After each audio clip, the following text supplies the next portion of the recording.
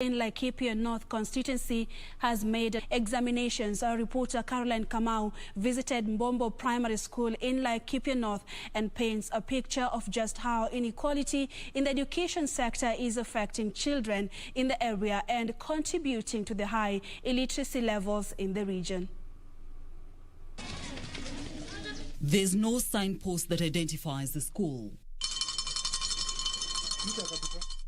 This, however, is Mbombo Primary School, situated in Laikipia North constituency, Laikipia County. Until last term, the school hosted 222 pupils. Considered one of the best schools in this area, performance in the Kenya Certificate of Primary Education examinations has been declining over the years. In the 2020 exam, Mbombo Primary School had a mean score of 234 marks. If you look at the infrastructure that we have, there are mud-walled classrooms. To get water for mudding, the parents have to go more than 6 kilometers to bring water. No, if the classrooms were better, I think the performance could have improved. Kerubo Anyona, an early childhood development teacher, says poor infrastructure also compromises health, leading to frequent absenteeism. Watoto walikuwa wanakosa sababu ya kugonjeka homa. Kuna mtoto akona allergy ya fumbi, anaweza kaa nyumbani mpaka mwezi mmoja bila kukuja, kifuatilia ni ugonjwa. Akirudi anakaa kama wiki moja tena narudi nyumbani. Kama hii mambo na CBC, unafuata ile vitabu tumepewa guideline. Kama Monday mmepewa lesson, utairudia kikuja. Hiyo imemshampita. Sasa unaona anarudi nyuma kimasomo. Sentiments echoed by parents here. Ili mnaona darasa hapa ni za matope, kuna pengine wamesafektiwa na jigas, lakini tunaona maendeleo inakuja kwa sababu CDF imeanza kujenga madarasa na hata UN Habitat wameanza kutusponsor. Kwa hivyo ni kama tu tumeonekana tu, lakini kuna challenges mingi zinakuanga. Wasasi huwa tunaitishwa maji na maji tunatoa mbali. Hasa kama darasa kama haya, inabidi mtoto, unaona, hasa inabidi msasi akuje ndio waweke ile tope warudishe, ndio mtoto at least awe na joto kwa darasa. Kuna wasasi unaweza kuta hana uwezo wa ile kununulia mtoto wake jacket, na haifai ati akiwa ndani ya darasa awe na jacket, inafaa awe na uniform. So inafaa darasa iwe ni darasa ambayo iko na joto, hata mtoto akiwa ndani hakuna baridi ambayo anasikia juu, hata akifunzwa na mwalimu pale hakuna kitu anasikia juu, anahisi baridi. Area Member of Parliament Sarah Lekorere says the situation in Mbombo is a reflection of many others in the region. High turnover of teachers in the area further affects learning and learning outcomes. That is the situation of almost 90% of the schools in Sosian Ward. Sosian Ward was initially in Laikipia West. Then when they started Laikipia North, it was brought into Laikipia North. The classrooms are made of muddy walls, actually throughout the whole ward. I can count about 19 schools which are exactly like Mbombo. Water scarcity, lack of proper sanitation facilities, coupled with the COVID-19 pandemic, worsens matters here. Lekorere has, however, lauded efforts by Habitat for Humanity Kenya, a major partner especially in education in the region. The non-government organization has built 2 ECD classes, toilets, water harvesting gutters and storage facilities, while the Member of Parliament, through this Constituency Development Fund, has put up 3 classrooms. We are trying to do modern classrooms, which of course will take us a lot of time, but we also thank our partners who have come in these areas of Laikipia, Mugogodo West. You also have the conservancies and the Friends in Conservation doing a wonderful job with us. You also have the Habitat for Humanity doing a wonderful job, and of course CDF. We are doing everything within our reach to make sure that we change the situation of education in this area. It is a welcome relief for pupils. Wakati wanafunzi walikuja hili darasa, unajua wao wenyewe walisema wamefurahia. Nikamwambia unajua sasa mtakaa huku karibu miezi miwili alafu muende grade 1. Wakaniambia ticha hapana.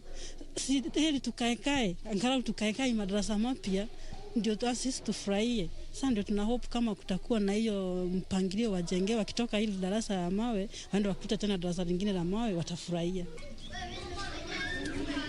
But as pupils here continue to work hard in pursuit of education, it is not lost on residents in Laikipia North that their children are confronted by major challenges that have greatly unleveled the education playing field. Caroline Kamar reporting for Channel 1 News. In Turkana County, the bodies of 3 children have been retrieved from a pit full of rainwater in Canaan village, Lodwa, at the county. The 3 children had gone to herd cattle when the tragedy occurred. Elsewhere, 2 bodies of young men have been retrieved from Thika River. Canaan village, Lodwa, Turkana County. Grief as body of 3 innocent souls whose life was cut short were retrieved Sunday afternoon. The children who had gone to graze cattle in the morning drowned in a pit of rainwater as they were playing. The bodies were retrieved by members of the public. Watoto ni 3 ambao waliingia ndani ya maji. Mmoja ako na takriban miaka 11, mwingine ni wa miaka 8, alafu kisha mwingine ni wa miaka 6. Wakachukulia walikuwa watoto 3 na ni mandugu na baba mmoja. Usibiwe hiki kidimbwi ama watafute njia nyingine ya kukisingira. Elsewhere, residents of Raburi village, Gatanga sub-county retrieved 2 bodies of young men from Thika River. Hata kwa hii Kenya, ni nani mshasikia hata wezi wenye wanakuanga kama Madheri walikuwa wezi hatari sana. Alirushwa na Madheri alikufa na pingu kweli. Hiyo kitu tunataka tujue. Chukue hatua juu vijana hawakuwa na vitu chochote walioshikwa nacho. Walishikwa bure wakiteka samaki na wakarushwa kwa maji. Na hakuna exhibit ambayo inaonekana walikuwa na hatia ya kuwekwa hata hizo pingu. Pili, wakati wa huyo kijana kutolewa kwa maji, sisi wenyewe tulituma mtu ng'ambo na akaenda akadhibitisha akamwona akiwa na pingu. Mimi wenyewe nikamobilize watu waende mpaka ng'ambo hiyo, waende kwanza wapige picha kabla serikali kuingia. Serikali wakati ilipoingia, mimi ndio nilikuwa nawaamulikia wampige picha. Nikauliza pingu na alikuwa na pingu kwa mkono ya left, ziko wapi? The deceased were identified by their families as 21-year-old Nicholas Maithia and Asman Kamau, aged 18 years. Akia watoto wetu. Juu watoto si wanyama, si umbwa. Polisi anafaa akishika mtu ampeleke polisi, si kumtupa kwa maji. Kwa maji si polisi. Residents say they have been searching for the 2 for the past 1 week. Ruth Wamboi for Channel 1 Weekend.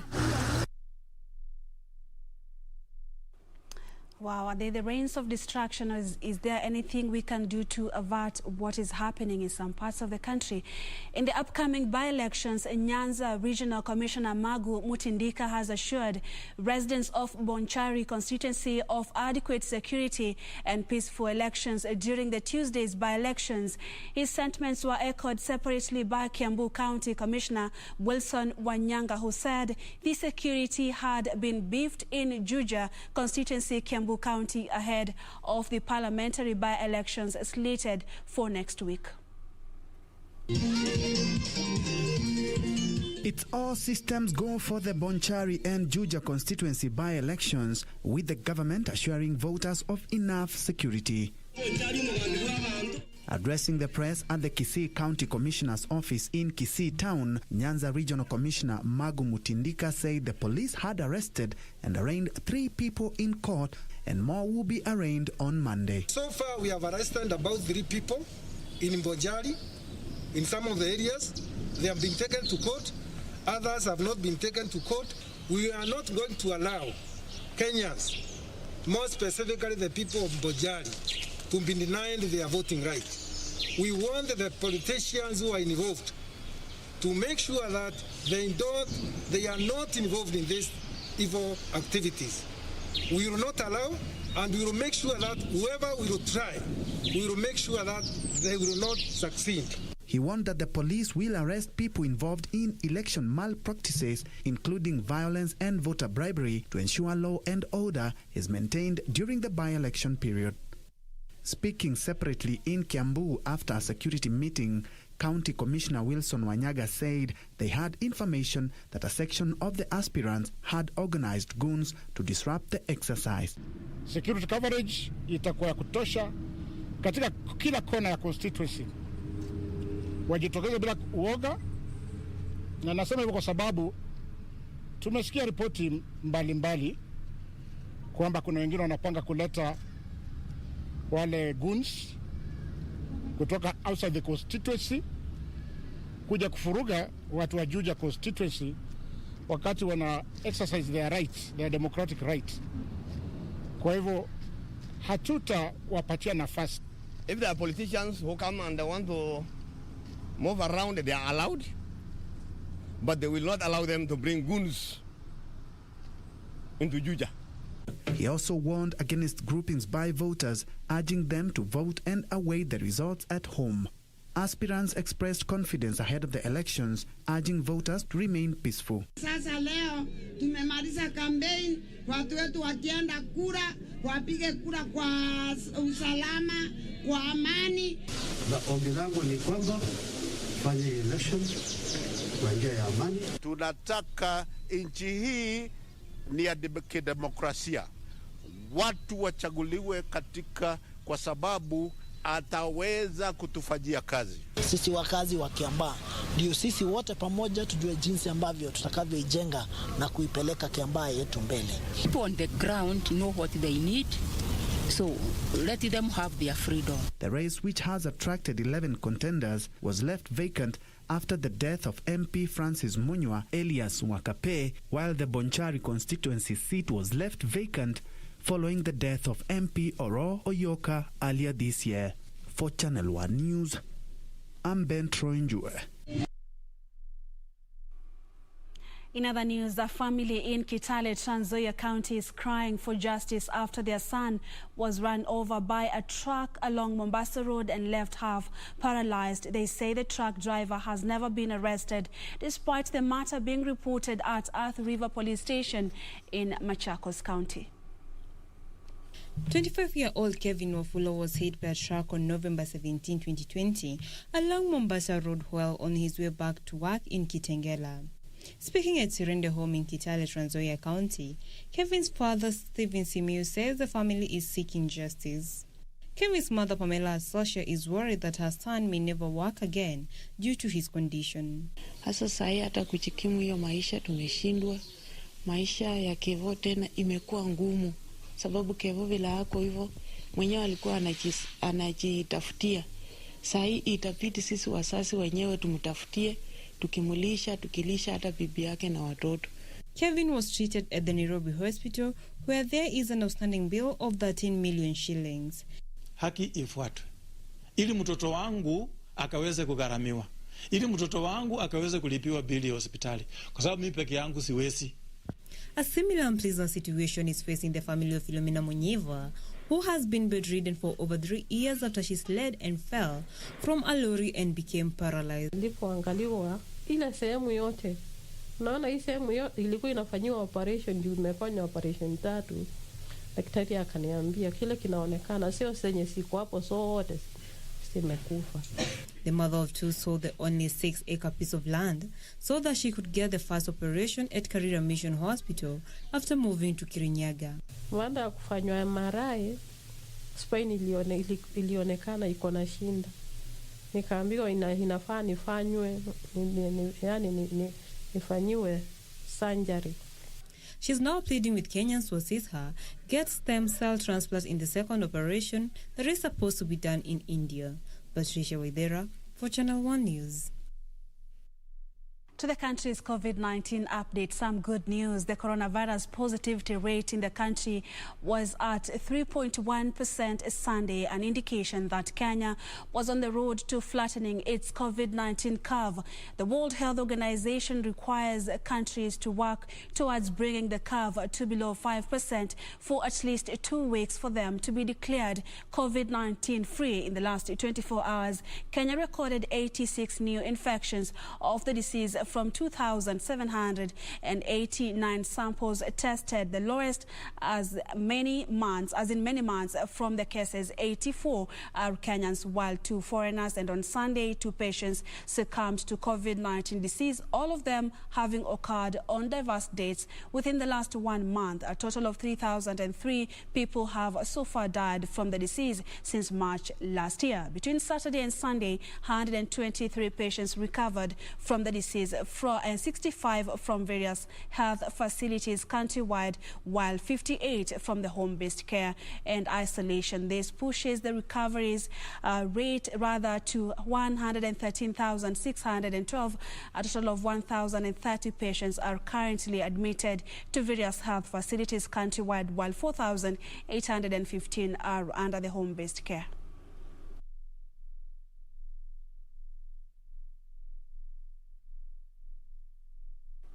You're watching Channel 1 Weekend this Sunday night. Thank you so much for staying with us. We're taking our first commercial break right here. Don't go anywhere. We still have plenty more to come, including family matters. Tonight, we discuss matters hypertension as Kenya joins the world to mark Hypertension Day tomorrow. Stay tuned for that.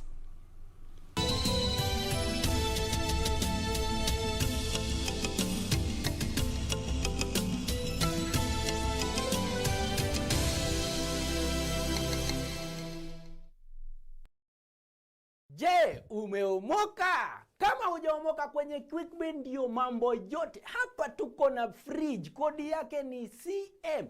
Tuko na gas cooker, kodi yake ni CK. Tuko na TV, kodi yake ni TV. Tuko na simu aina ya Samsung ni SM, ama Oppo ni Oppo. My friend, mahali popote unanitizama, eka hizo kodi zake kisha utume kwa 4032353. 4032353, alafu utakuwa unaomoka na hizi bidhaa. Kumbuka, kwenye QuickBin ni bidhaa bora zaidi kwa bei ya chini kwa chini. Did you know life is uncertain? Do not leave anything to chance. Protect the financial needs of your family in case you die or lose income due to terminal or critical illness. Take up a life insurance policy today to protect the financial future of your loved ones. Now you know. IRA, promoting insurance, protecting the insured. Kupata skiza tune hii curfew, dial *811 *816#. Wewe, nitarutisha simu yako tu sahi. Nakimbia mbio, nimetolewa mbio. Unajua curfew ile nipata kwa njia. Nimepita kwa ratu pilo kama risasi kuliko hata risasi mbio. Lakini sasa hivi niko karibu nyumbani bwana. Nitakupiga nikifika nyumbani. Wewe unajua curfew sitaki polisi wanishike. Ntarudi nitakupiga. Ili kupata skiza tune hiyo ya curfew, dial *811 *816#. *811 *816#.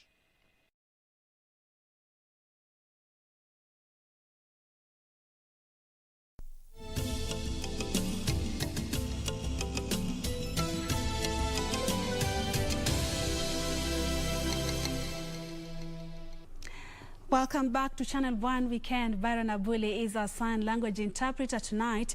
A 10-year-old minor may not find justice following the untimely death of her defiler at the Kijipwa police station in Kilifi County. 65-year-old Ngoa Mwatela is alleged to have defiled the grade 1 girl not once but 7 times at his house in Vipingo, Kilifi County. Kilifi County Police Commander Nelson Taliti claims Mwatela committed suicide inside a police cell, prompting them to close the case. Now, our reporter June Karisa visited the close-knit family of 10 living in abject poverty and unfolds the series of events that have since left the family at crossroads. The unfortunate week-long events of the first week of May this year will forever leave the family of 40-year-old Karembo Kombe down in the dumps. Tuesday, May 4th, was a dark day for the close-knit family of 10 residing in Vipingo, Kilifi County.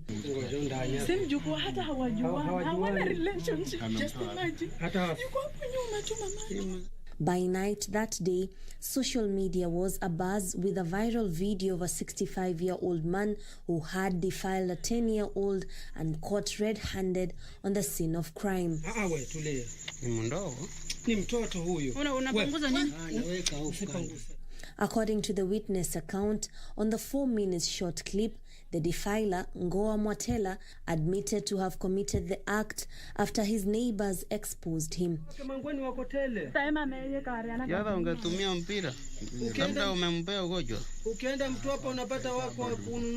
The questions that lingered to the minds of many were, how did the minor fall prey to the old fellow? How did she end up at the old man's house at night? And where were the grade 1 girl's parents? Our quest to unravel these puzzling questions led us to the victim's home in Mji Mkubwa, Vipingo. Here, we are met by her mother, Karembo Kombe, who welcomes us to her humble residence. A quick stock-taking to her home paints a picture of despair, one that she isn't ashamed of. Widowed 10 years ago, life has humbled the mother of 10 who currently shelters all her kids in this room. 2 of her sons have recently cleared their KCP examinations, scoring 373 and 352 respectively. However, they will be joining their siblings at home for failure to raise school fees. The hopeless state of affairs forcing her to let her kid sleep at well-wishers' houses. Little did she know that the decision will claim the innocence of her 8th born. Anakwambia mimi nilikuwa nimeangalia TV, nilipomaliza kuangalia hiyo TV ndo nikaenda huko kwa huyo mzee na nikaenda nikamwambia nataka zile pesa zangu kwa sababu alikuwa ameniambia niende nikachukue. Sasa yule mzee wakati amemaliza kula akatuambia tuingie hapo ndani. Mimi nikaingia. Nilipoingia sasa yule mzee akanambia usumeingia wewe. Haya, lala hapa kwenye godoro. Ukalala. Nikalala hapa kwenye godoro. Yule mzee akanivua ile suluwale. After apprehending the defiler, police visited Karembo to give her side of the story. Huyo mzee ameulizwa na polisi hapo hapo. Huyu mama unamjua? Akasema simjui. Sasa mimi nami nikasema huyu mzee simjui, na simjui kweli huyo mzee. Nimemwona hiyo siku. Mzee akiulizwa na polisi anasema basi mimi hata nikifatafata wazee wa kina mama kama huyu mamake atanitatiza, tafadhali huyu mtoto mdogo. The next day's hospital results showed that the minor had been defiled not once, but 7 times by the 65-year-old who constantly took advantage of her hunger, wooing her with food. Unatamani kama inawezekana uko na kisu hapo karibu, yule mzee umfanyie hayo mabaya, kama ni kuenda kufungwa wewe na ukafungwe, lakini nikazulia roho. Yule mtoto kama yule wewe, unaweza kusema huyu mtoto akitoka huko nje kuna mtu ambaye anaweza kumwazia mabaya. The 3rd day's effort to present the matter before the court proved futile following the untimely death of Mwatela while in police custody. Ile shati yake alikuwa amevaa akawa ameweka kwa ile grill ziko pale. Umeleka kiulifu akajaribu kumresuscitate. So katika ile process akakufia huko. The devastated mother will take her child home to face the stigmatization of the locals who felt she had abdicated her role as a parent. Paka sahi wazazi wanzangu bado wananicheka. Hapa kijijini basi ninakanyaga tu kwa sababu nifanye nini, lakini yule mtoto akikaa hapa, yule mtoto na zile aibu zote sana anaweza akajua yule mtoto. Justice may or may have not been served for the minor. However, the shame and guilt has torn the family apart. Kama pengine kuna mtu ambaye atakuwa ana uwezo wa kuangalia pahali kwa kuweka hawa watoto wangu huku kuzunguka kote, hata mtoto akaonane na huko kushikwa, sini vile sina pahali kwa kuwaweka hawa watoto. We are calling for the county government, we are calling for the national government to come up with mechanism or a clear mechanism that will be brought forth to address the issue of, hunger in this country. She still has a very big burden. There is need that as society, as friends, we see how we can come up with a sustainable solution. If well-wishers can come forward, construct a house, a simple house for this family, God would definitely bless them. Friends of Benkai are among well-wishers who have since sent the miner to a rescue center to start a new life, perhaps to put the past behind her. Rukia's misfortune explores the need for the society to empower underage girls who are seen as prey in their communities. This knowledge will go a mile to save a household, a village, a community, a county, and perhaps a country. Juni Karisa from Vipingo, Kilifi County. Such an unfortunate report there from Mombasa County. Thank you so much, June, for that report. Let's stay in Mombasa. And tourist establishments in the coastal region have been urged to offer modest hotel rates to attract domestic tourists in the wake of COVID-19 pandemic. The tourism industry remains the most hard-hit sector, suffering from few international visitors, hence the need to seek more local visitors to keep the sector afloat. Hotels have continued to struggle to stay afloat amid the COVID-19 pandemic, although a number have closed down as they can no longer sustain themselves. In the wake of curfews and partial lockdowns, different travel and tour agencies have been working closely with stakeholders in the hotel industry to come up with stimulus packages to revive the business. We have a way of negotiating with the hotel owners to have the best rates for the locals. That's why we are pushing these things to locals. We are pushing this agenda to locals so that at least we all feel the same. One World Adventures Limited Chief Executive Officer Solomon Wao says through concerted effort by stakeholders, the sector can bounce back and help revive the local economy by stimulating job creation to spur development. And that's why we came up with cultural tourism, whereby we want to put people together, locals together, to make sure that they feel the taste of whatever Kenya is having. Because Kenya is one unique country, like it's the destination for almost all tourists. Travel consultant Charlotte Mwakidimi notes that they have to continuously come up with packages that attract the domestic markets if the sector is to survive the difficult times. To thank the government, at least right now, the lockdowns have been removed. So right now we're just trying to think outside the box to see how we can tap into the local tourism and also engage other people in terms of entertainment, culture. The tourism sector was allocated 6 billion shillings in the government's 2020 comprehensive rescue package. For Channel 1 News Hour Weekend from Mombasa County, I am Ann Buru.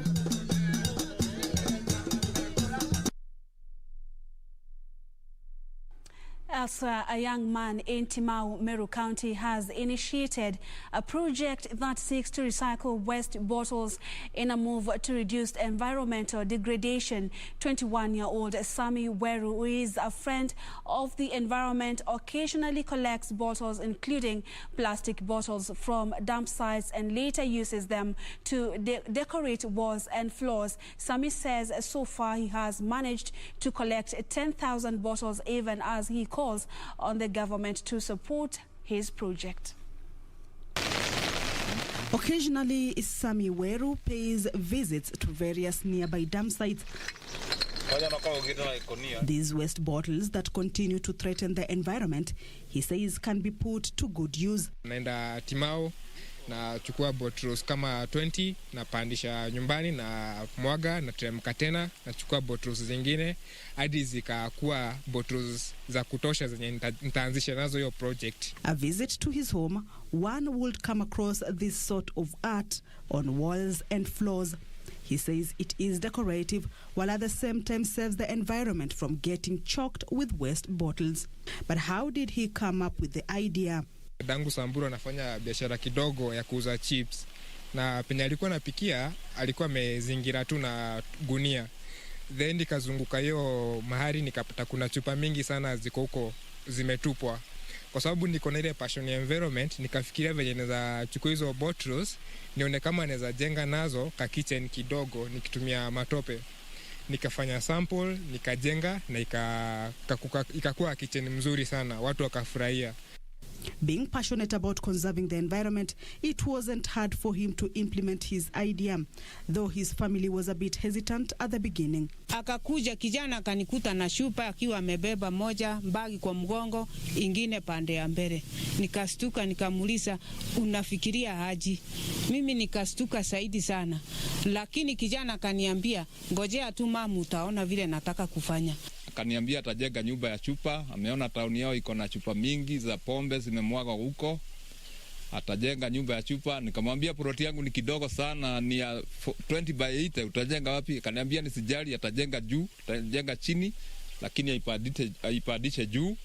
Other times natumia hizo vifuniko za bottles, natengeneza curtains ama mats, nauzia the community, then hizo pesa nabebesha nazo bottles na zileta nyumbani. So sahi project ime grow up such that nime recycle over 10,000 bottles, bado sijapata kazi. Nimekuja kurealize the bottles zenye ziko flat unaweza tengeneza nazo tiles, unaweza tengeneza tiles za choo, unaweza tengeneza pavement na hizo bottles, and zinakuwa very beautiful. Juu kuna za different colors, kuna green, kuna blue. His call to the government, however, is that youth need to be supported in their startup projects in order to enable them make a difference and feel appreciated as a bigger percentage continues to grapple with lack of employment opportunities. Kamche Menza for Channel 1 News. And a church in Sauk Village, West Pokot County has disallowed its female members from attending their service during menstruation. The New Jerusalem Church neither permits couples to engage in any sexual acts. On the eve of the Saturday service, the church leaders say these acts are a form of uncleanness, hence unacceptable before God. At the Jerusalem Church in Sauk Village, West Pokot County, nothing impure will ever enter the church, nor will anyone who does what is shameful or deceitful. According to the church leadership, this means couples should not engage in any sexual acts on the eve of the Saturday service. Ikifika wakati wa Jumamosi usiku hiyo, all these other things are prohibited. So mama na baba hawatakani maybe could do these other things because itakuwa Jumamosi. So hizo ndio masharti. Women experiencing their monthly period are not welcome in this sanctuary either. If you are a lady and you are in a monthly period, you are not allowed to come to attend the service. We observe cleanliness. Before entering the church, you are required to remove your shoes, for this is a holy ground. Males and females are not supposed to use the same door as they enter the worship center. Tunaimba wakati wa Jumamosi. So wakati unaingia, kuna 2 doors, kuna milango miwili, moja ni ya kina mama, ya left, and then ya right ni ya wanaume.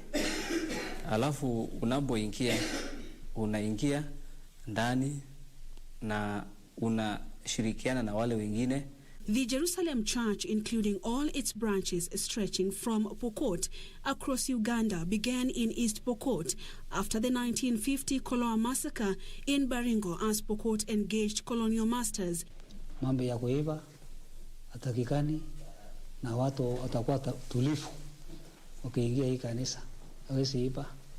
Watu hawezi kusema ati tuende tuchukue mali ya wengine kama kabila ingine. Its operations had initially been banned by the government but saw its doors reopened in 2010 after the promulgation of the new constitution and now has over 50,000 congregants.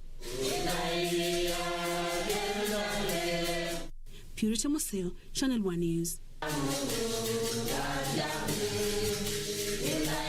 Herders from Turkana and Samburu communities living in Samburu North constituency have been warned against revenge attacks. Samburu County Commissioner Abdrisak Jaldesa at the same time said no incident of insecurity has been reported in Baragoi area for the past 10 days following enhanced surveillance by security apparatus.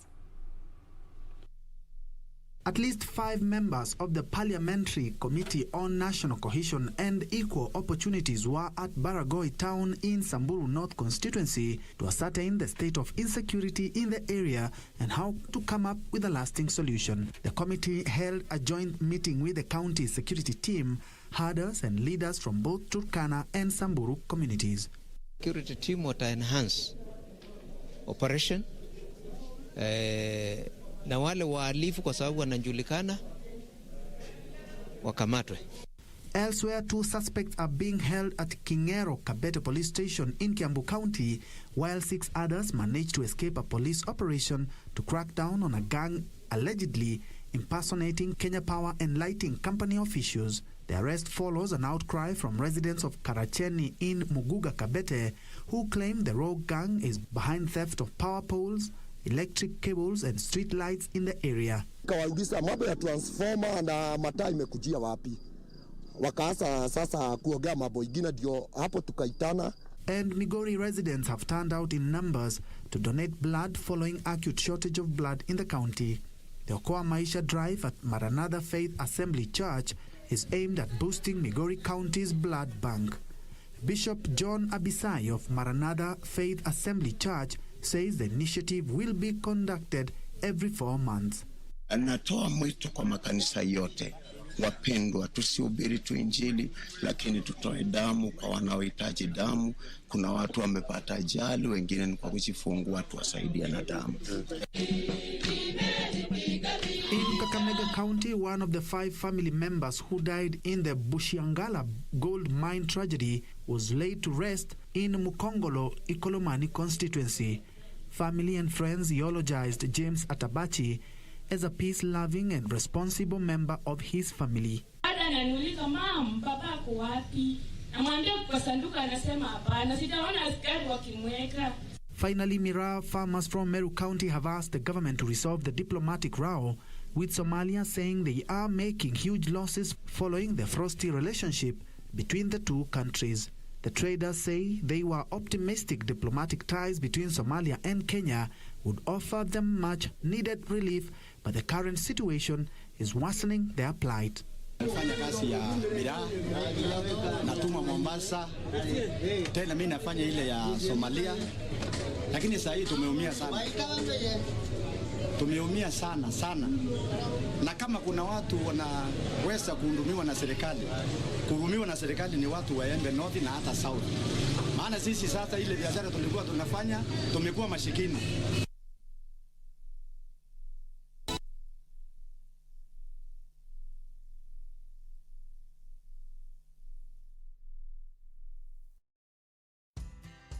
Banki imeconfirm pesa zimeingia. Congratulations Sam, gari ni lako sasa. Shukran. Oi boss, si uniache insurance yako nitumie kabla nijipange. We!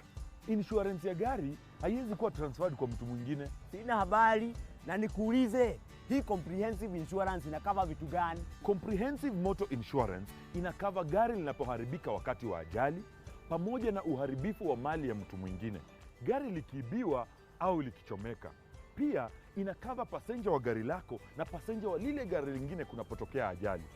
Kwani umenisahau mimi kama driver? Dereva hakui covered na comprehensive insurance, ila anajitafutia personal accident cover. Umenichanua. Rose, acha nishughulikie hiyo insurance, nitakujia gari kesho. Okay, sawa. Yeah. Ujumbe huu umeletwa kwako na IRA. IRA, bima bora kwa taifa.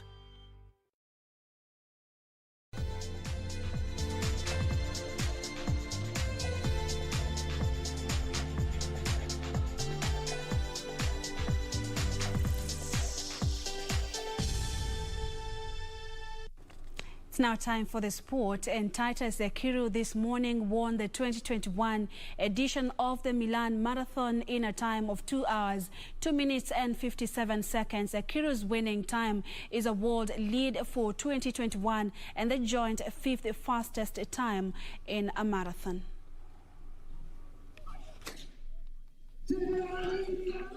Having set the course record at the 2019 Milan Marathon, Titus Ekiru made a return to the Italian city to defend his title against a field that included 2-time world champion Abel Kirui. Ekiru picked up the pace after 35 kilometers to win the event in a world-leading time of 2 hours, 2 minutes, 57 seconds. The time slashed 1 minute, 49 seconds from his personal best and is the fastest time run on Italian soil and the fastest for a marathon run in May. Ekiru is now the joint 5th fastest marathon of all time, behind Eli Kipchoge, Kenenisa Bekele, Birhanu Legese, and Mosinet Geremiu. Ruben Kipyego Kiprop took second place in 2 hours, 3 minutes, 55 seconds, with Barnabas Kiptum third in 2 hours, 4 minutes, 17 seconds. The women's race was won by Ethiopian Gebre Mariam Hiwot in 2 hours, 19 minutes, 35 seconds. For KBC Channel 1 Sport, I am Daniel Wahome.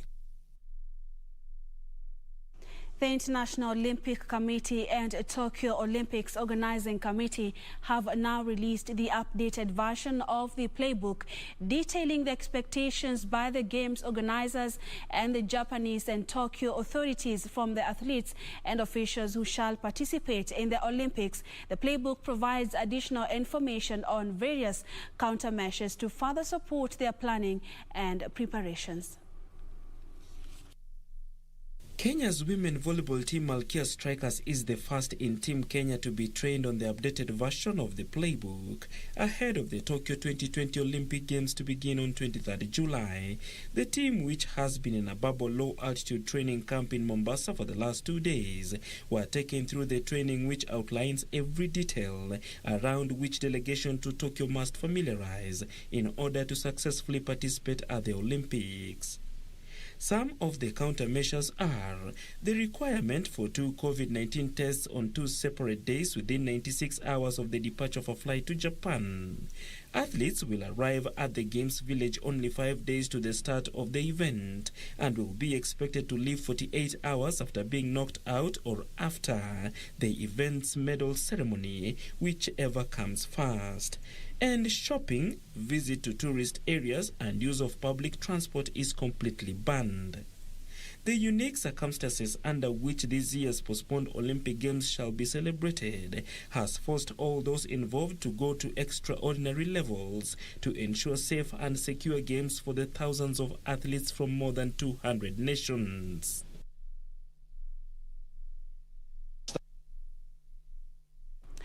Karim Nizigimana's half-time strike sealed a 1-0 win for Gor Mahia against Nairobi City Stars in the Football Kenya Federation FKF Premier League match that was played today at Utalii grounds. Gor has now won 8 matches in 15 league matches it has played so far this season. In other matches or results, Mathare United settled for a barren draw against Vihiga United, while Sofapaka claimed a 2-0 win over Wazito FC. Batoto Bamungu netted late goals through Nixon Omondi and Lawrence Juma. After today's results, Gor Mahia now sits at the 6th position of the log with 25 points after playing 15 league matches, while Sofapaka is the 8th position with 22 points from 16 matches.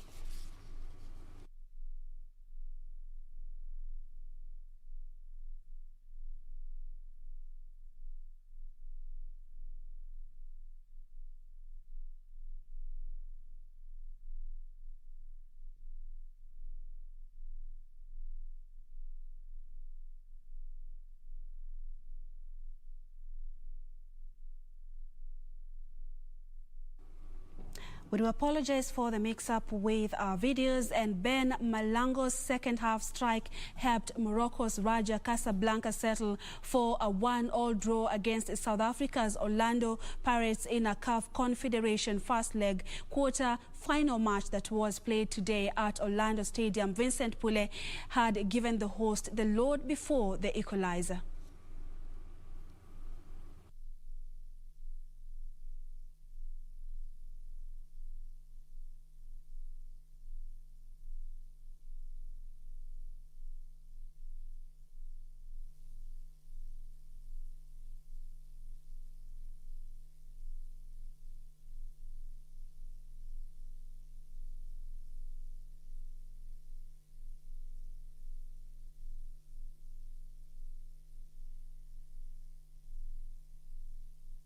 Tottenham boosted their hopes of qualifying for the Europa League with a comfortable 2-0 Premier League win over Wolves. Spurs, who are 5 points adrift of the top 4 place, leapfrog West Ham into 6th on goal difference, with Everton 3 points further back in the early kick-off encounter. Crystal Palace defeated Aston Villa 3-2. Here's Harry Kane, and Kane is able to finish it off. The flag stays down, and just when Wolves had thought they'd done the hard work and seen it through to half-time, Harry Kane finds a way and scores for Spurs. Oh, commentators curse like you would not believe. Well, Reguilon's got the better of Hervat. Can he play from the Spanish fullback? Now Son, now Bale. Rui Patricio to the rescue, but followed in by Højbjerg. Pierre-Emile Højbjerg for Tottenham, and they do have a second just past the hour mark. Well, it's been coming.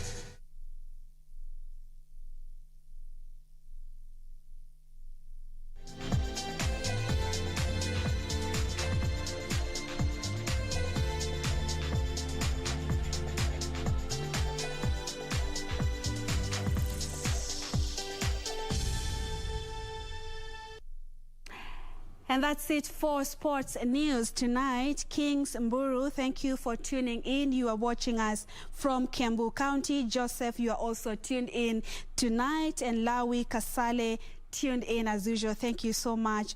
At Spraga, you're saying that you are watching, and Owino also tuned in. Many thanks for watching. Now, there are about 1.13 billion people suffering from hypertension around the world. That's according to the World Health Organization. And hypertension, or high blood pressure, is common among men. 1 in every 4 men have hypertension, against 1 in every 5 women who are suffering from hypertension. And experts here in Kenya are raising concerns of increased cases of high blood pressure. Of course, this condition being linked to the lifestyle. So Kenya joins the world to mark Hypertension Day tomorrow, of course, with an emphasis on checking your blood pressure correctly for you to be able to control it. So tonight we talk about hypertension, or high blood pressure. Let's get to know the facts, what this disease is and what are some of the predisposing factors. We speak with Dr. Mura Ubrin, who is a physician and an heart disease expert. We also have a patient tonight here on the studio, and of course he will be sharing with us his experience, especially during COVID-19 pandemic times, where the people with underlying conditions are at risk of developing complications once or if infected with the disease. Use the hashtag Family Matters KBC. That discussion coming up shortly after this short break. But of course, before that, we have weather forecast. Stay tuned for that.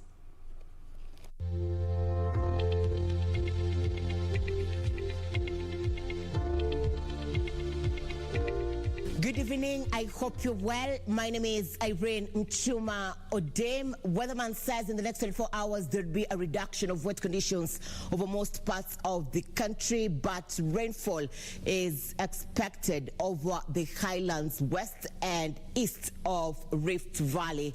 But for tonight, most parts of the country have been covered with partly cloudy conditions. The capital and counties around the region will tonight experience wet conditions over a few places, but over the Lake Basin region and western sector, there will be showers accompanied by thunderstorms, and especially for areas around the lake. Tomorrow it will be a sunny day over the northern parts of the country, right from the morning hours towards the afternoon.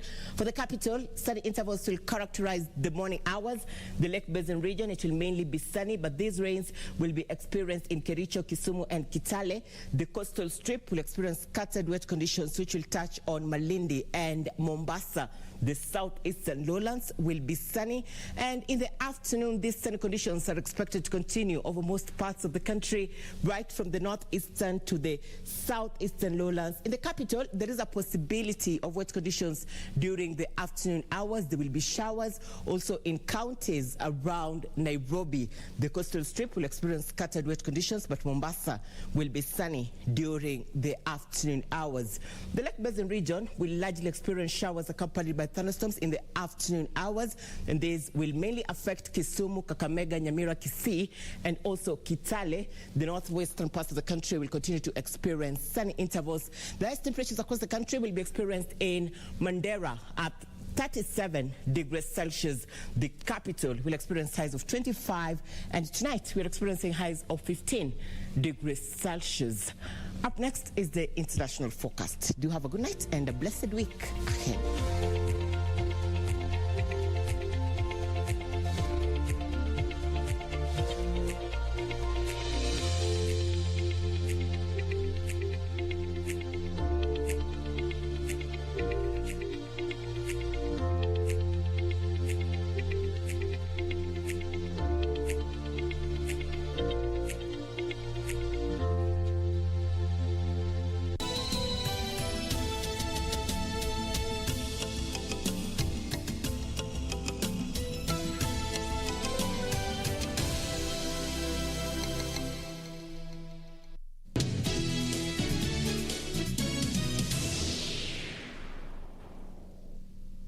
Good evening, and on the show tonight we speak about hypertension as the world commemorates this day, Monday the 17th of May 2021, and this is an annual celebration to just raise awareness on this disease that could even pose a risk to some heart complications, liver, and even kidney. Welcome to this show, and my guests tonight, we have Dr. Yubrine Mora, who is a physician. She will be telling us, talking more about what this disease is all about, what are some of the treatment options, and also the preventive measures and the cost effectiveness of hypertension in the country. And also on the show tonight, we have Stephen Morocco, who is a patient of hypertension, to share with us his experience as a patient.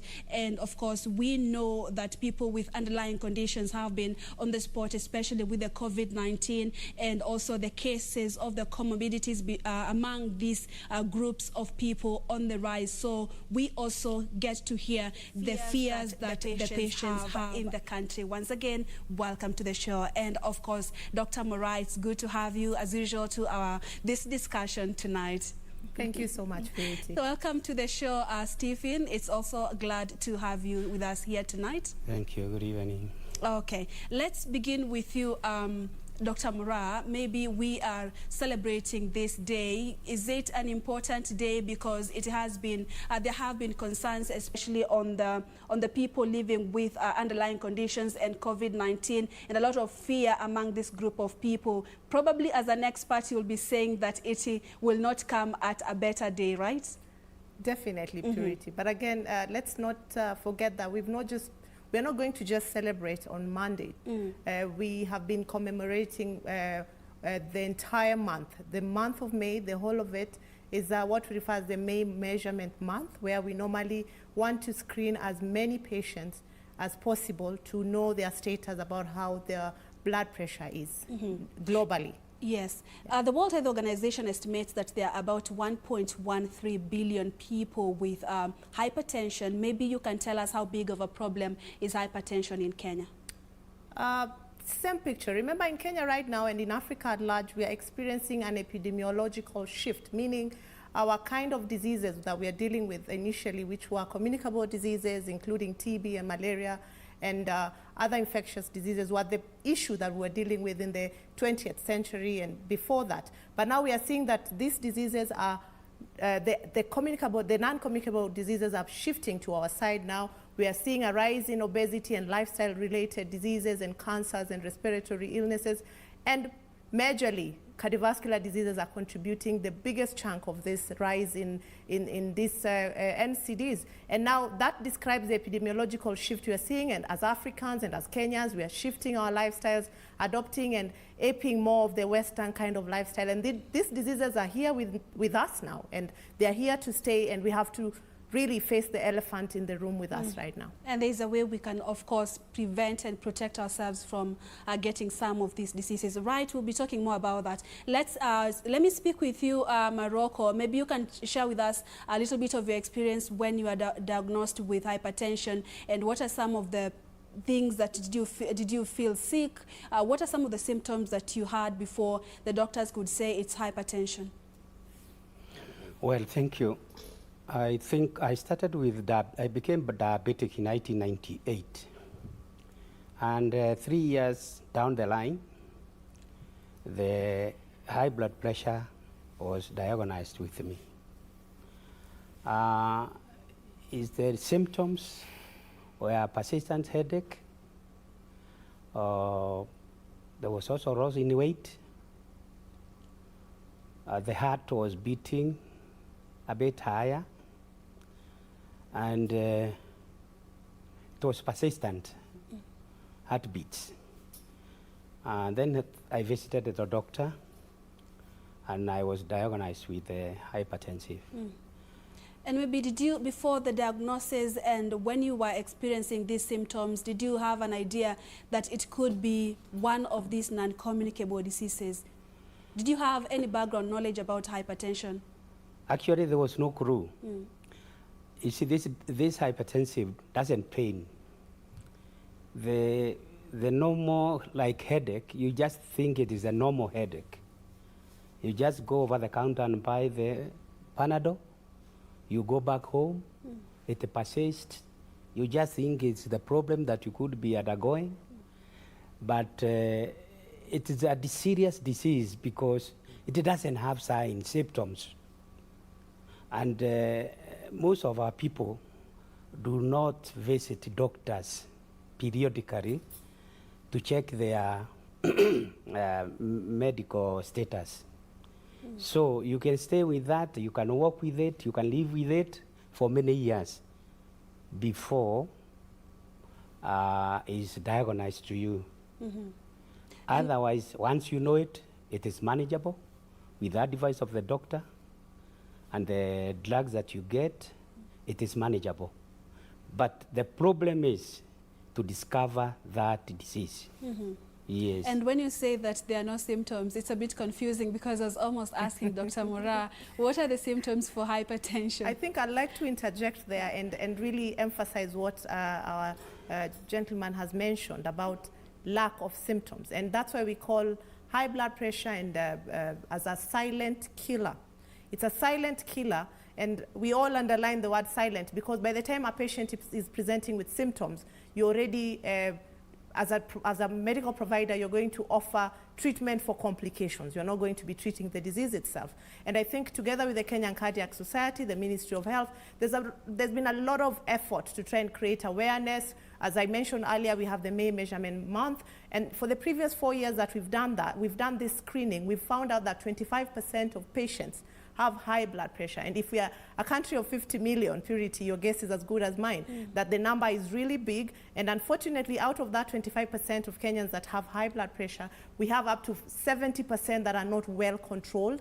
And up to another, if out of that 50% don't even have access to medication. So we are dealing with a really big thing. And the emphasis I'm trying to make here is that it's a silent disease with silent presentation, and someone will hardly know. So the annual screening and us changing our health-seeking behavior to be more prone and more proactive towards going to check our blood pressure and our sugars, at least annually, is something that we really need to emphasize. And does this mean that the symptoms present themselves maybe, if I may say, at an advanced stage when maybe the complications are now, because I understand it affects even the heart, the kidney. So what would you say are the symptoms really for high blood pressure or hypertension?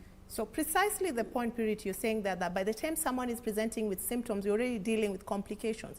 And these complications will include heart complications, where people can have symptoms of heart attack, including chest pain. Our gentleman mentioned earlier about having abnormal beats, which is something we call palpitations. Their heart is racing so fast. And other symptoms like swelling of the legs. They're coming in with symptoms of kidney failure, which will include swelling up. They're not passing urine well. Some of them present with stroke. And at this point, they'll come in maybe with weakness on one side. They can't move their hands or their feet. And sometimes they come in with sudden onset of blindness. And already now you're dealing with complications on the eye. So we don't really want to get to the point where someone is coming in with symptoms of hypertension, which is essentially symptoms of the complications of hypertension. We need to catch people early at the point where they really just complain that they are tired or they have a slight, dull, vague headache, which essentially is just the body trying to say that everything is not correct. Yes. And Stephen, how would you describe your diagnosis? Would you say it was made early enough, or for you went to the hospital while already sick? Yes, I was lucky a bit because I was attending clinic for diabetes. And when I complained to my doctor and I gave him my feelings, that's when he discovered that I was having high blood pressure. And you know, high blood pressure and diabetes, they are just a sister and a brother. Once you get the diabetes, definitely after some down the line, you'll get hypertension. Yes. So it was easy because I was attending clinic, and we were taught symptoms of various diseases that related to the diabetic. And then that's when I was discovered with it. And Dr. earlier on you had mentioned lifestyle, as the main cause of hypertension, but would you be specific on, because I know many people are asking themselves, so what causes this high blood pressure? Is it stress or or even other illnesses? Because we also, Dr. had cases of people diagnosed with COVID-19 and they end up having high blood pressure.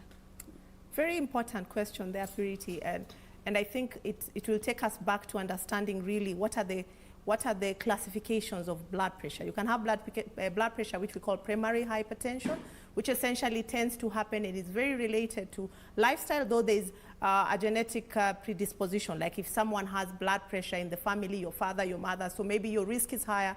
And if you compound that with the environmental factors like obesity and lack of physical activity, high salt intake, elevated cholesterol, and other diseases like diabetes, which make someone prone to high blood pressure because of the effects on the kidney, then your risk is higher. Then remember also there's hypertension, which is secondary, meaning it's been caused by other causes. And most of the time it's hormonal causes like adrenal hormone problems. You can have issues with thyroid hormone problems, something as much as like pregnancy bringing up the blood pressure. You can see someone with some things like polycystic ovarian syndrome, which essentially is like some insulin resistant sort of characteristic disease, which comes in and it increases the risk of someone having blood pressure.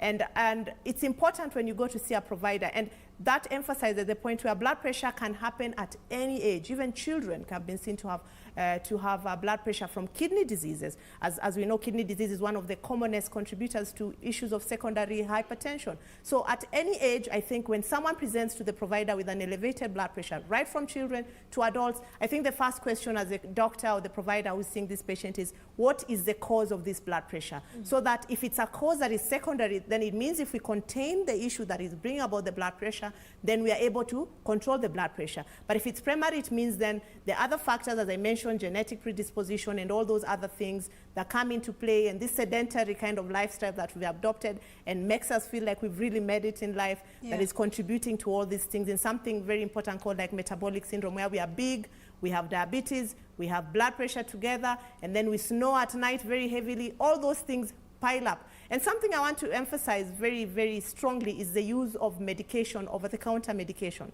like using drugs that are painkillers called non-steroidal anti-inflammatories. These drugs are like diclofenac, aceclofenac, those drugs that treat what people like to refer to as arthritis. So they take those drugs so often that they don't realize that these drugs are hitting their kidneys, and eventually when the kidneys are affected, the blood pressure goes up. So it's nice to know even the drugs you're taking, whether they have been prescribed by the doctor, before you make it a habit, a habitual way of living. And let's talk about the treatment options, but after this question too.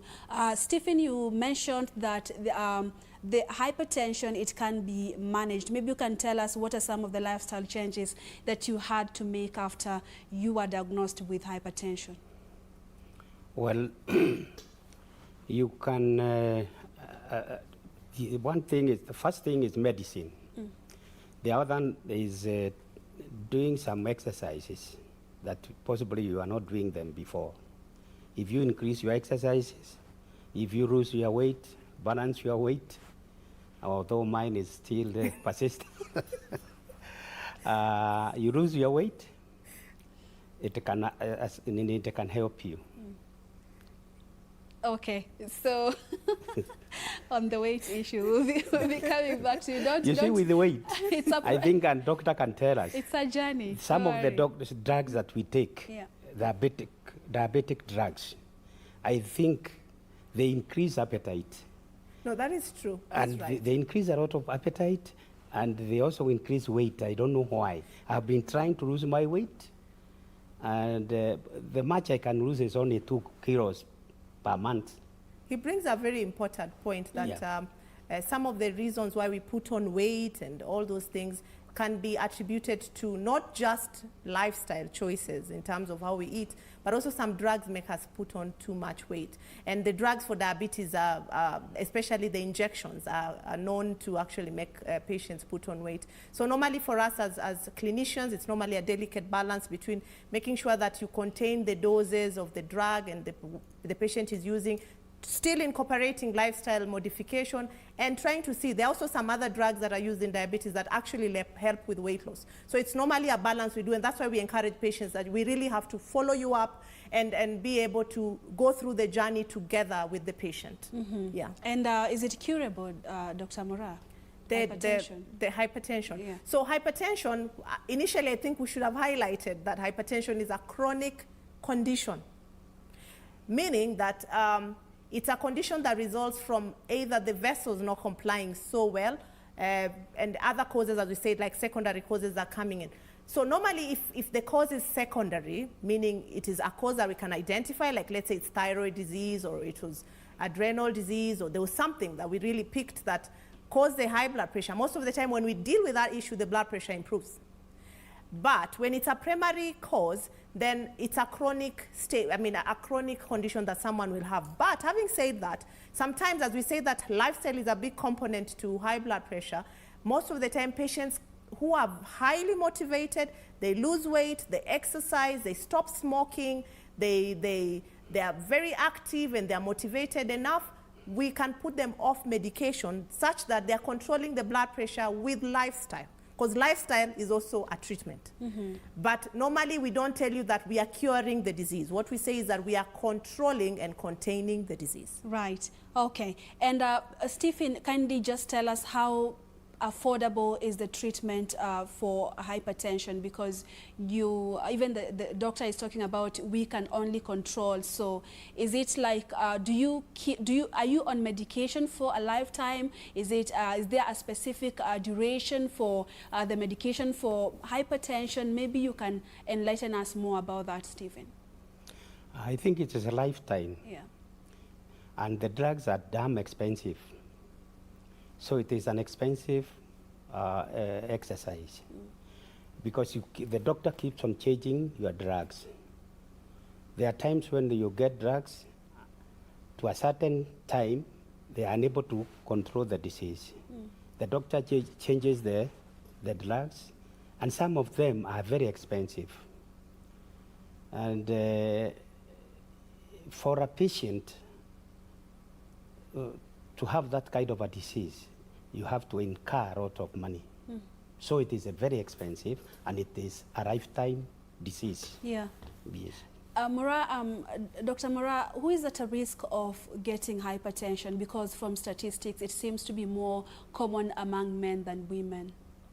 Actually, the epidemiological studies that have been done have, we know the risk factors that exist for people with who are more prone to have hypertension. They're the ones we call modifiable, the ones that we can change, and those are entailing most of the lifestyle choices we make, from smoking, excessive alcohol consumption, excess weight and obesity, and people who have sedentary lifestyle with physical inactivity and use of some medication that can take the blood pressure up. Whereas for the non-modifiable one, what you're talking about is gender. Men are more prone to have high blood pressure. Age, the older you get, the more prone you are to develop high blood pressure. And other factors like race. Actually, it's been found that blacks are more likely to have a high blood pressure than the Caucasians. And other things like even psychological stress, and even some genetic components that have been shown in some other conditions coexisting, like having diabetes and all those things that can exist that can still make someone be more prone to developing hypertension, which are now the risk factors. But now, most importantly, is the ones that we say that the modifiable ones. We really need to make sure we work on the ones that we can modify so that we decrease the risk of someone developing high blood pressure. Mm-hmm. Maybe you can take us through that, the modifiable ones? So those modifiable ones is if you're smoking, if you stop smoking, your risk goes down. If you're overweight, if you lose weight, your risk goes down. If you have diabetes, your diabetes is controlled well, your risk goes down. If you have sedentary lifestyle, meaning you have no physical activity, if you actually increase your physical activity. And I really, really pity us, because way back we used to be people who are going to the farm. Nowadays we just sit on the couch and watch TV, and with this age of working from home, people are doing nothing. So your risk even increases. So get out of the house, walk at least 30 minutes a day, 3 times a week. Make sure you sweat, you're walking, brisk walking, that's good enough.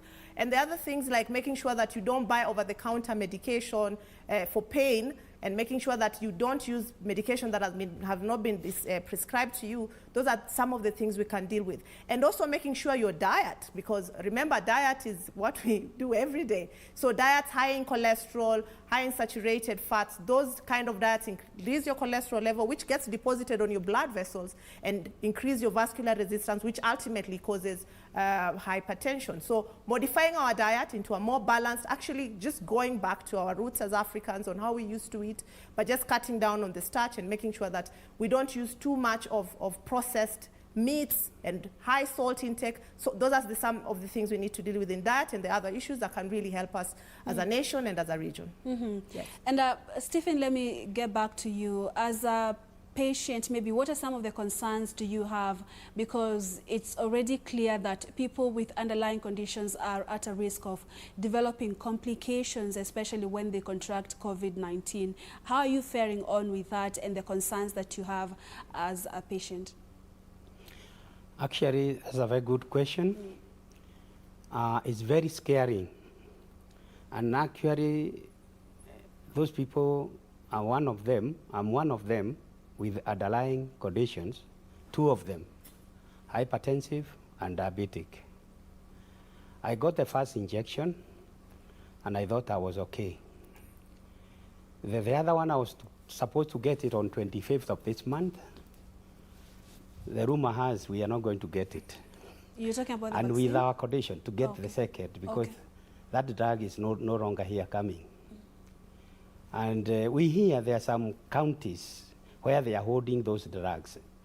We were discussing, why don't they bring those drugs to those people who are willing to get the second injection, rather than getting expired? They will get expired down there. So we are very scared. And more we get scared, the more the condition gets worse. Because this disease does not want you to, it wants you to be happy always, doesn't want you to overthink, it doesn't want you to have stress. Right now, our condition is getting even worse. And it is our cry that the government should consider those people with underlying conditions to get the second injection, because we are willing. Because even if I don't get it, I can die with the condition I have. So I better get the injection. That is our greatest worry. Mm-hmm. Yeah. Okay, I'll get back to you shortly, but Dr. Mura, how important it is to have early screening, you know, regular early screening for hypertension, and what does it mean if it's late diagnosis? They say prevention is better than cure, or we say prevention is better than cure, and maybe it will keep us out of business, but that is the kind of country that we want, where maybe we are not even saying, because right now we are still battling to try and screen and get our actual statistics. Maybe if we went back to the primordial prevention, where we have government policies that ensure that the salt content of snacks sold to children are this amount, or even the salt content on processed meat in this country is this amount. That's the farther that we want to go. I know we've really worked on the smoking, public smoking policy, and but I don't think that it's really followed stringently so that passive smoking is also taken care of. And also to just try and work on those risk factors that ultimately down the river, they really get to affect our population. But yes, now that we are at the primary prevention level, I wish we could go to the primordial prevention. At the primary prevention level, we are trying to screen, and screening is better than actually dealing with complications. Then we get to catch these diseases early. We get to advise people on lifestyle change. We get to put patients who need medication on the right medication and ensure accessibility to care and quality care in this regard. Then we will ensure that we decrease the cardiovascular mortality and morbidity that we see in different health setups. And that will ensure that our country is healthy, because if we lose Dr. Morat to high blood pressure, or Purity, we lose you because you got a brain bleed, we're already losing someone who would really make a big difference in this country. And so we really need to sit down on the table and think very deeply about our priorities. Mm-hmm. Yes. And of course, the fact that, as well put by Stephen, that treatment is an expensive affair should be another reason why early screening is recommended, right? Yes, the health economic burden on the country will definitely go down. This government expenditure on healthcare will go down if we really put most of our efforts on prevention than curing, whereas we're also just losing talent and human resource. We're also losing resources trying to treat our people. Mm-hmm. Yes. Okay, Doc. And Stephen, allow me to ask you, with the times of COVID-19, there was a time that reports were coming out that patients are shying away from going to the hospital because of the risk there is contracting COVID-19 at health facilities. Is there any difference that you've been able to see or experience while accessing the treatment for hypertension as a patient? Yes. Like accessibility of the treatment and the drugs for you. How is it like during this time? There was a time when we could not visit the hospitals because we were scared that once you visit the hospital, you could easily get it. We almost stayed 2 months without getting drugs. Where we used to buy them, they were not available. The hospitals were closed, like Westland. Our clinic is at Westlands, where we normally go for our drugs.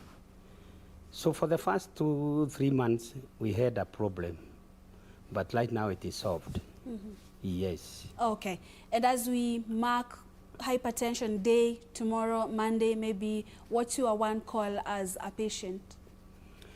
My call is to the government.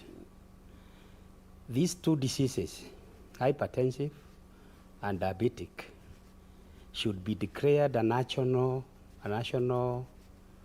what? Disaster. A disaster. Or health emergency. Because, like in my clinic at Westlands, if I look at the patient, most of them have never even been employed one time, that they have retired. No. They're the people who go hustling around. So for those people to get drugs, it is a problem. And they must take the drugs. So it's now government to come in and assist. Like they are assisting patients, AIDS patients, the diabetic and hypertensive patient should be declared in the same category. That's my worry and my request to the government. Yeah. It should be declared a national disaster. Okay. Doc, we are winding up. Maybe I'm welcoming your winding remarks, and also 25% that you mentioned, it's quite a huge number. Where is the gap and what ought to be done to stop this? Because 25%, honestly, it's huge, you know. I think we just need to sit down as stakeholders and policymakers in this nation, right from the patients to the policymakers up there. And I think we need to really come up with a plan that will work for us as a country.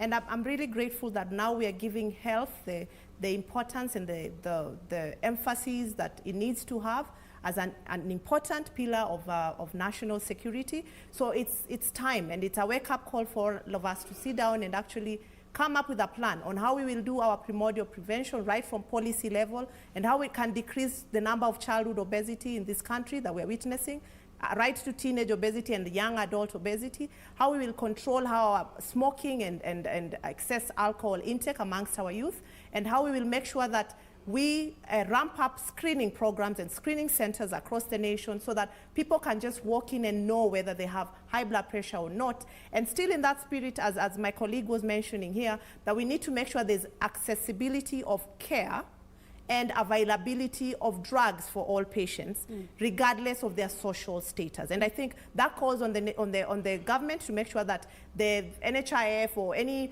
health financing program can be put in place to ensure that drugs are available, and still in the same spirit, make sure that we are screening our people at every level. Okay, thank you so much. Dr. Ubrin Mora and Stephen Morocco, thank you so much for being part of our show tonight. It's highly appreciated. Thank you. Okay, and that's where we wrap it up here on Family Matters Show. Thank you for watching. Thank you for your company. I'm Purity Museo. Have a lovely night and God bless. Thank you.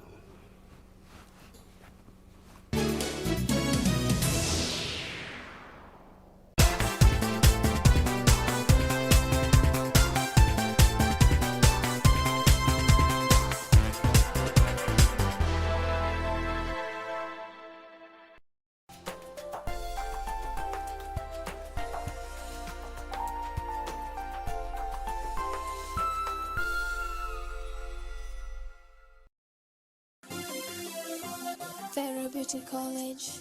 Vera Beauty and Fashion College, with branches in Nairobi, Eldoret, Thika, and Meru. Did you know that we are a TVET approved institution? We offer courses in fashion design, interior design in soft furnishing, event decoration, flower arrangement, event planning, hairdressing, barbering and dreadlocks, beauty therapy, makeup, nail technology, spa massages, teaching skills, TOT, solo business management, and many more. Register now and visit our website on www.verabeautycollege.com.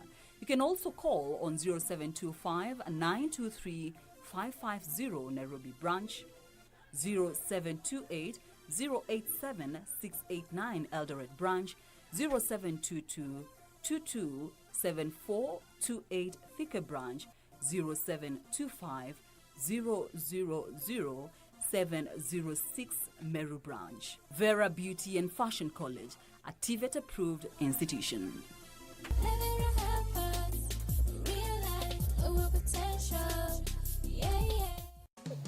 Boom, boom, boom. Yeah, greetings, Massive and crew. Welcome to the Big Bad Show. This is The Rave, where radio meets TV each and every Wednesday. Live on KBC Channel 1 and KBC Radio Taifa. You see me? Listen to my radio. Here's some tune that's sweet. Dance like this. Regular dancing. Tunadunda dunda easy. This is where we play with the latest and the greatest, from homegrown artists to international reggae stars. Check in The Rave with Junior Dread and DJ Stano every Wednesday from 10 p.m. If you blink, you miss the link. If you ain't going my way. The next episode of Little Daddy. You've never been over to a classmate's home or girlfriend's home for dinner? Not even once. Impossible. Haven't you ever dated a girl before? What are you doing? What are you doing? Get back to work. You, upstairs. Hear me? Go upstairs. Do I eat it or apply it? Are you crazy?